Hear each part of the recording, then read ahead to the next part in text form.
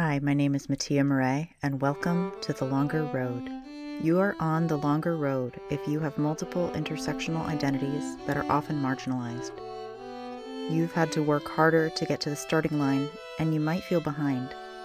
I'm here to provide hope, support, and practical tips, and to let you know that you're not alone. Welcome. Today I'm talking about what I'm thinking of as reasons that we do things versus a word I often hear weaponized, which is, oh, you're making excuses. Certainly that's said to disabled people, to people who are generally having a hard time with anything that's a little bit outside of the norm. And the reason I was thinking about this specifically is because I had a moment where I had the thought, something along the lines of, I can't do this because it makes me anxious.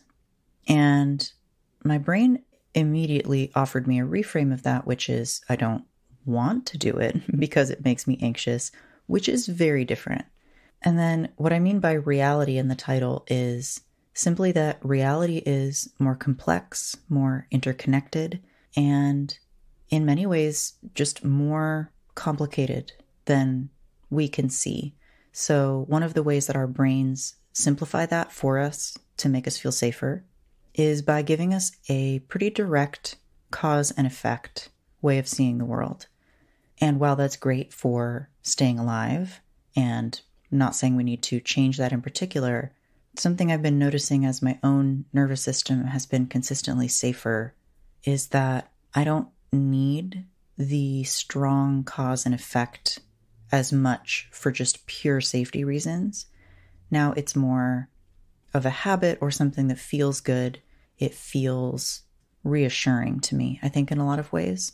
And it's also something that I'm actively working with or looking at because I think it's really interesting knowing that what my brain interprets as reality is never the full picture. I always only have a slice of information, and I don't think that's a bad thing. So to go back to that example I used, specifically, I had a couple of different social events in a row, 2 days in a row, and I had an interesting lead up to it because my body has a very strong off switch if it really doesn't want to do something. And specifically what that looks like is if my body is saying no, like a hard no to something, and I push through, that's when I get a migraine. And for the most part, I've been able to avoid that. And I've done some other hypnosis work personally around migraines, so I actually rarely get them at this point. But I sometimes feel this body sensation or set of body sensations when I'm trying to push through my body saying no to something. That's often a sensory overwhelm issue for me. So with that background, you know that I have a pretty good reason for not pushing through when my body says no. But what I noticed when I had these couple of social events was that I wasn't getting that strong no from my body. I just had a preference not to. I just kind of didn't want to get dressed, leave the house, get there on time, do all the little decision-making and executive function things that sometimes are tiring to me. And in both cases, I was looking at what my body was asking for. And I felt like it was pretty much even between wanting to stay home and really wanting the connection of going. And so because it wasn't a hard no, and because I wanted the connection, I decided in both cases to go. And what I told myself was, I can leave anytime I want. And that actually helped, and I had a great time in both cases. And it was really interesting that this thought came up also both times that I mentioned at the beginning, which is basically something like, because I'm anxious, or because this doesn't feel 100% great, and because this isn't a 100% yes, I can't do it. And I was just thinking about how I sometimes use because incorrectly. So in this case, the because kind of would have been an excuse because it didn't actually it was not causational. First of all, me being anxious does not prevent me from leaving the house these days. I have had that level of anxiety before, but I don't these days. I can go outside and just have the feelings I'm having, right? I can go to a gathering or in this case, a small group thing, and I can just feel bad while I'm there. Now, I usually don't want to, and I would leave, but it was interesting to notice that in my brain, I can't do it because it will be uncomfortable or painful. But really, I could just do it and have the experience I'm going to have. Again, this is not advice. I'm not saying you should do this. I'm just trying to use this as an example of what I'm talking about. And the other thing I want to say about excuses, again, I've heard them weaponized so much, or the idea of excuses weaponized so much, but it's okay to make choices based on preferences or desires, as opposed to always making decisions based on needs and requirements, which again, maybe more people would say falls into a, quote, real reason. Either way, I think in a lot of cases, whether you consider it a valid reason or not, I actually think a lot of times what we consider to be the reason for our behavior isn't the real reason, or at least it's not the full picture. And I think it can open up a lot of options if we gently question those reasons. So for example, in my case, I was not pushing my body or my brain through a point where it was going to be triggered. I was not pushing myself to the point of unsafety. And I wasn't judging or shaming myself either way. What I told myself was when I was leaving the house, if I receive more information from my body while in transit, while I'm walking to the train, getting on the train, waiting for the train, walking there, if at any point my body gives me additional information that it is a hard no and I don't want to go, I'll just turn right around and go home. And that is fine. And having that backup, that sort of escape valve, helped my brain a lot. And then the other thing that helped me was, again, kind of thinking through this desire and want and preference and saying, if I just prefer to stay home, that's also fine.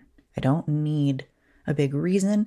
I don't need to push my body to the point where it gives me a migraine to keep me home, which I used to do. I used to sort of punish myself almost, or, really, I was judging myself so much for my own sensory needs and for how much rest I needed, because I need a lot of alone time and rest, and specifically sensory rest.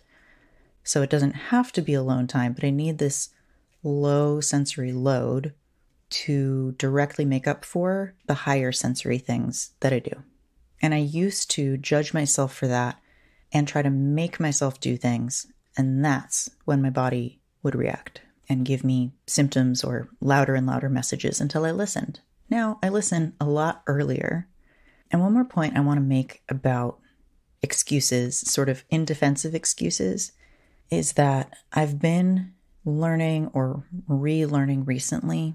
I've seen a couple good TikToks on this recently, that allistic people, non-autistic people, or neurotypical people, which is a smaller group potentially, but specifically non-autistic people, there are all these messages in society about how we're supposed to be and how those are actually aspirational, but autistic people take them seriously and feel bad for not achieving those things. That was a really useful thing for me to hear. Reminds me of how when I was about 10 or 11, one of my best friends I thought was a much, much nicer person than me. And I used to cry a lot. Like I would sob in my room about how she was a nicer person than me and I was a terrible person. And in retrospect, that is these neurotypical messages that I was hearing about how I was supposed to be behaving. And I was recognizing I was not behaving that way. And I was really upset about that. And now looking back, I can see, oh, those were not actually what everyone else was doing. Those are the messages in society to try to get people to be better. But because autistic people already tend to be very ethical and very rules driven, I just took that way too seriously. And to wrap up that point, it's okay to make excuses that are not completely true. So my desire is to be completely honest all of the time, tell the truth. And there are situations in which that gets me in trouble. So as one example, when I've had day jobs, there are kinds of responses that people expect when they ask you questions, or if they invite you out to do something or invite you over for a party, one of your coworkers.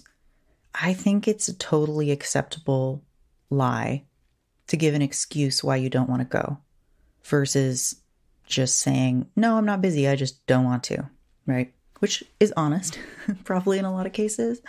But I just wanted to offer that particular caveat if you're listening and you're on the spectrum, because I think sometimes we feel like excuses are unacceptable, terrible lies, but they can actually be really useful social lubricant. Ugh, I just said lubricant. And then on the reality front, I don't have a huge point to make around that. Obviously, I'm not saying that I have a greater grasp on reality. I'm just trying to be open-minded about how much information there is that I don't have access to or am not processing consciously, or that maybe just feels extraneous to the situation. So I'd be curious to hear how any of this landed for you and where your brain goes with these. I feel like today I'm just putting out some thoughts and information, and I'm very curious what your system does with it. In conclusion, I don't necessarily draw a huge distinction between reasons and excuses because both of them tend to not have the full information or reflect the full picture. I think it's okay both to use reasons and excuses to explain to yourself what's going on if it makes you feel better. I also think it can be really fun and interesting to step outside of that framework a little bit and just notice that sometimes we say, oh, this because this, but it doesn't necessarily directly follow. And at the same time, if that's what helps you make sense of what's going on, again, I think that's lovely. And for myself, where I'm playing with this and leaning into this is really noticing that just because I'm uncomfortable doesn't mean I can't do something. And it's okay to do something really badly. And again, I know I mentioned this a couple weeks ago, I'm intending to get a driver's license this year. I am still terrified. I'm easing my way into the idea. And I know I'm going to be bad at elements of it for probably quite a while. Yes, starting or restarting, relearning older, my brain's more developed, so hopefully there'll be elements of it that'll be easier, but I'm going to be mapping a totally new skill onto a variety of parts of my brain. And even though I have healed a lot from trauma, probably given my background, I probably have an enlarged amygdala. I know there are some things that might come up in my brain. And up until recently, one of the things I've said to myself is I can't drive or I can't get a license because I'm too scared. And I wanted to use that example as well because I actually do think there was a period of time when my overall level of traumatic response in my body level of trauma actually was high enough that, again, maybe the because wasn't the most accurate term, but it just wasn't worth it to me. I knew that I was going to have a bad time. I was just trying to get my mental health to okay, and I didn't want to add a bunch of extra stress into that. And now that my mental health is, I would say, well managed, and my brain overall feels okay most of the time, that because just isn't a strong enough causation anymore. I, at this point, don't drive because I don't drive. I don't drive because I don't have a license, and it's a habit, and to not seek one. And, I still live in a big city with good public transportation. And because if I really was going to find a reason is probably a lot more complex than just one thing. And when I do eventually get a permit, get into a car, get behind the wheel again, and practice, I'm going to have a bunch of stuff come up, I'm sure. I know my body's going to have a reaction, and that's okay. It doesn't actually prevent me from doing the thing. And, if I find that the reactions are stronger than I know how to handle or are interfering with my life, first of all, I would talk to a therapist about that. That would be my first go-to. But also, again, I can shift my actions at that point. I can change what I'm intending. I can spread it out farther. I can push out the goal farther. All of these are options that are available to me. So there's no easy straight line for me right now of causation between my anxiety around driving and whether or not I will actually take that action. And to be fair, I could also get a license and then just choose not to drive, which I know people who do that as well. And again, that's totally an option. I could do that. I want to have the license as backup, basically, not because I intend to suddenly start driving a whole bunch. So anyway, those are a couple of my personal examples today. And again, I'd be very curious to hear how this lands for you because, again, this is not about making yourself use particular terms or view things in a particular way. Sometimes I find these semantic shifts around language actually really do change the way that I'm thinking and some of the conclusions that I'm drawing. And one of my personal intentions this year is to be open to shifting perspectives and viewing things from different angles in a really intentional way, because I was finding my brain falling into some patterns that weren't adaptive for me, which is putting it nicely. So I hope this was useful for you, or that it sparked some interesting thing for you and sends you off in a fun new direction. I hope you have a great week, and I'll talk to you next week. Thanks for listening. If you know someone who would be helped by this podcast, please share it with them. And I'd love to hear your thoughts and suggestions at mattia@mattiamurray.com. That's MATTIA at MATTIAMAUREE.com. Thank you.